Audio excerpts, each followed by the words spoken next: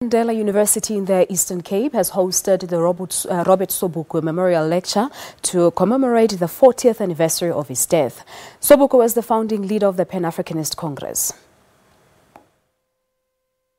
Under the topic, The Thought Legacy of Mangaliso Sobukwe, Decolonized and African-Centered Education in the 21st Century, the Nelson Mandela University Hall was filled with students and academics waiting to hear from the keynote speaker, who spoke from readings and history, saying what it is that this great African leader had envisioned for South Africa. In 1949, Sobukwe raised the issue of how can a university, and he was referring to Fort Hare, how can a university be said to be independent when it is governed by European thought and it is staffed mostly by Europeans?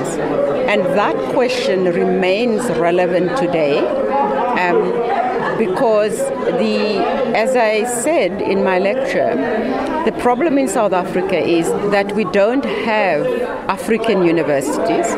We have universities that are European but are located in an African country.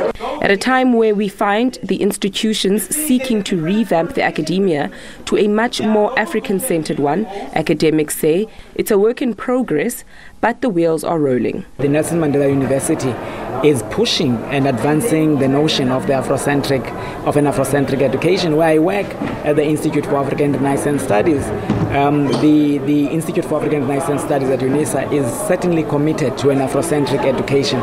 The PAC says as a political party, they seek to do more to educate the public about Sobukwe. Memorial lectures and programs to celebrate the life of Sobukwe are expected to run throughout the year, paying recognition to a stern leader.